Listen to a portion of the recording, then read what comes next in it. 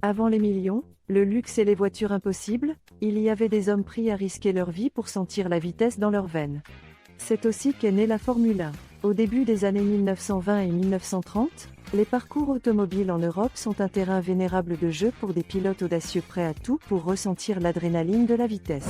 Entre les années 1920 et 1930, les cours essentiels des cours de voitures disputés dans des circuits temporaires importés sur route ouverte.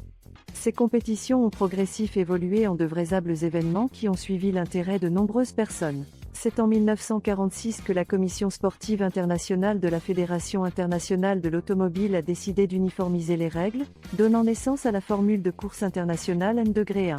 L'année suivante, en 1947, le GP de France fut couru selon les nouvelles règles. Il est considéré comme la première manifestation de la Formule 1. Les pilotes de l'époque sont prêts à tout pour gagner. Les voitures devaient être légères et puissantes, ce qui a poussé les ingénieurs à toujours repousser les limites du possible. En 1950, la FIA franchit un cap en organisant le premier championnat du monde de Formule 1.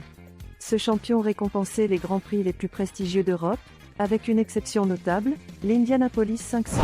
L'organisation du champion a posé de nouveaux défis techniques. Les premières monoplaces sont plus simples que les vues actuelles, mais elles sont éloignées du fruit d'une longue recherche aérodynamique. Les débuts de la Formule 1 ont été marqués par des défis techniques et des tragédies. Les années 1960 et 1970 ont été particulièrement sombres, avec une série d'accidents mortels qui ont été le monde de la course. Des pilotes comme Jochen Rindt ont perdu la vie sur la piste, mais ont laissé un héritage indélébile, Rindt descendant même champion du monde à titre posthume en 1970. Malgré ces épreuves, la Formule 1 a continué d'évoluer, accorde des innovations technologiques majeures.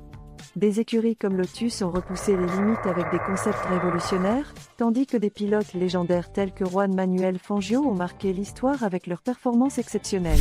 Le milieu des années 1980 a été marqué par la bataille titanesque entre les écuries McLaren et Ferrari, tandis que les années 1990 ont vu l'émergence de talents tels que Michael Schumacher et Mika Häkkinen. Aujourd'hui, la Formule 1 est un mélange de technologie de pointe, de passion et d'histoire. Des pilotes comme Lewis Hamilton doivent le rêve de vitesse et d'excellence, tout en honorant l'héritage de ceux qui ont suivi la voie avant eux. La F1, ce n'est pas juste une question de vite. C'est une véritable épopée sportive qui a vu naître, grandir et se développer des générations de pilotes, de passionnés, d'ingénieurs, de mécaniciens et de fans. La passion continue d'unir les acteurs de la Formule 1.